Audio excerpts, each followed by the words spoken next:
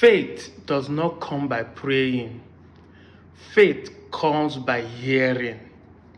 According to the Holy Book, the Bible said faith comes by hearing and hearing. You don't have faith because you keep praying. You have faith because of what we are hearing. Many people believe that Mame water exists, not because they have seen it, not because spirit the Mame water himself has showed himself to them, but because they keep hearing and hearing it. They believe that truly Mame water is somewhere. Many people believe in ritual, that if you kill a fellow human being, you will make money. Not because they have seen. Me, I've never seen anybody who does ritual. I've never seen anybody they caught with score or say this person run mad, now we use person. I never see them, and I've never witnessed it. But so many people believe it because they have been hearing and hearing it. Faith cometh by hearing, not by prayer. Why do I say this? 99.9% who are dwelling in identity crisis is based on what they have been hearing. Nobody has been praying, say, God, I pray that a Kama will not accept that he's not Igbo. I don't think anybody has ever made that prayer anywhere. Even those Bini guys that are against us, even those Joe guys that are fighting the Queries, even the Queries that are saying they are not Igbo, I don't think they just wake up in the morning and be praying, God, I don't want any Query person to accept that it's not Igbo. It's not the prayer. It is based on what they have been hearing. There's no spiritual connection joined to it. It's just what they have been hearing and hearing. So even when you show them evidence, what they have been hearing and sticking to their head. And that's why people like me constantly want to remind them, because they say repetition calls for emphasis. There's a need for you to repeat it so that they will keep hearing another side of it and understand that what they have been hearing before is a lie and this is the truth. This is the psychology of life. This is why the Britain came up with the idea of divide and rule. Now, one of the people the government of Britain used to divide us is called Frederick Forster.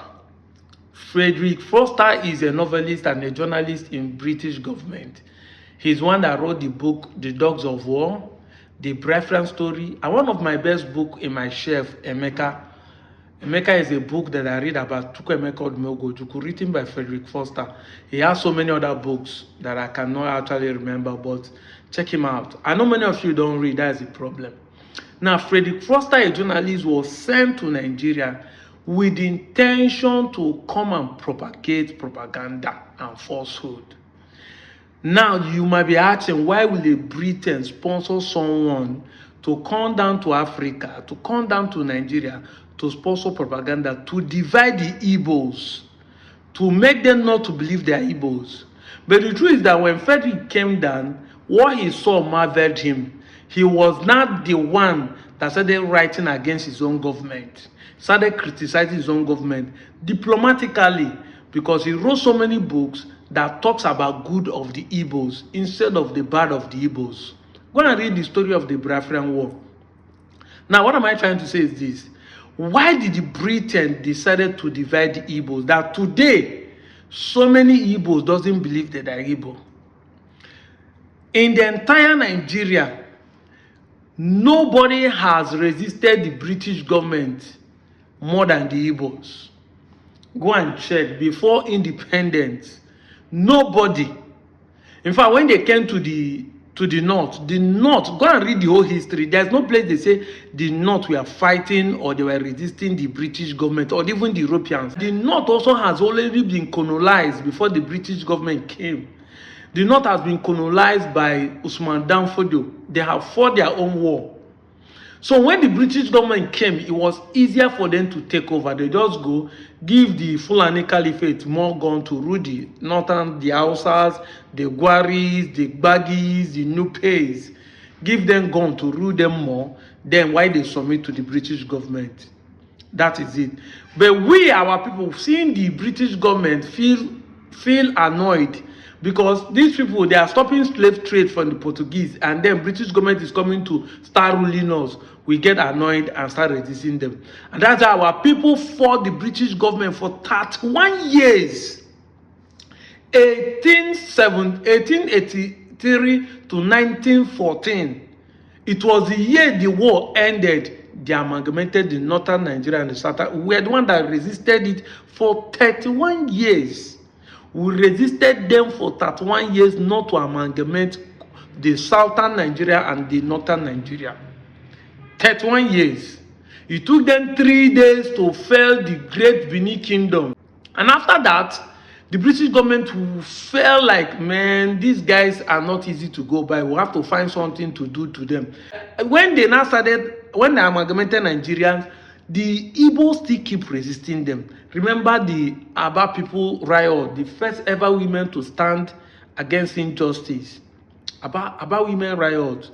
Remember the strike and protest that took place in Enugu, the coal mining, because when the British government took over, they started mining out the coals in Enugu to use to develop their place after the Second World War, in Britain. But our people resisted them, and there were a lot of killing, which Osadebe used and sing, Chief Osit Osadabe, on Igbo. So there are so many ways we have resisted and fought the British government. So they divided the way to do what they call divide and rule. I showed you a book that I was reading before, which talked about conquest and rule, what the Britain did to Nigeria. I'll show you that book. Go and find it and read. You see, when they send Frederick Foster here, they send him with a mission to come and propagate propaganda as a journalist, so that we the Igbos will constantly not believe that we are Igbos. Mostly we in the Riverine area. Somebody write in my comment section that even Soka or Enugu Ezike or Abakaleke was to be in the Riverine area, it would not be easy for them to believe they are not Igbo, because their language does not sound like Igbo. They're just like the Queries that are shouting today. So this, why did I start by saying that faith comes by hearing? Because people keep hearing these things. From day one, they started telling people that you are not Igbo, and bribery and corruption joined to it.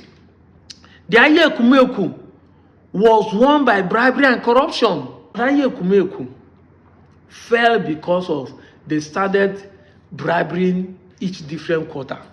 And that's why when I look at some people who come and tell me that the Elumelus are not Igbos, I will just look at that and say, when their father was one of those who championed, when their forefathers are one of those who championed the Ekumeku wars, the Elumelu, the Tony Elumelu family in Onichoko, are part of those who championed the Aye Ekumeku war, the Obis, who stood their ground from Obolo to Onchubo to Iseluku, to all those places where they fought and were able to decimate the British government and their armies.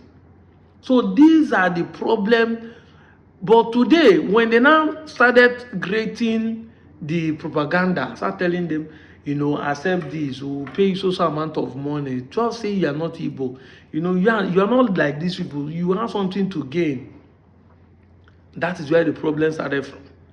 Like the Jaws, like the Ikweres, who felt betrayed that the Igbos are selling some of their people like slaves. Because we still have some great slave traders from Aro that sold some of our Igbo brothers to slave trade. Yes, it happens. And some people get angry because of that.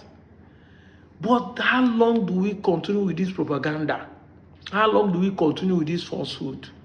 This is why people like me online. That's why I'm revealing to you. Go and read that book, the Biafran history, the Biafran story, so that you see why there was this divide and rule.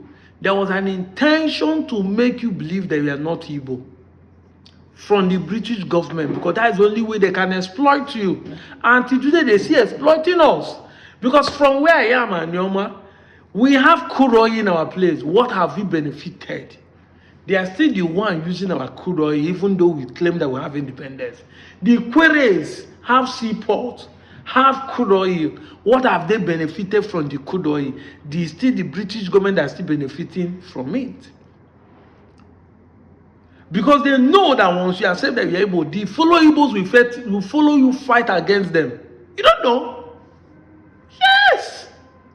They know how Igbos are. If once Igbos have been fighting for their freedom from day one, we have never fought a war because we want to dominate people. We have only fight war for freedom because we like freedom. We are all kings in our house. We don't want people to dominate us and overrule us, but we want to be free and rule ourselves personally, not people ruling other people. In your own house, you be king in your house. That has been the rule. Anyway, I just want to share this small part of the history, and I hope many of you will buy into it. Go and read books. Stop coming online to be disgracing your forefathers. Who know who they are? I'm out of here.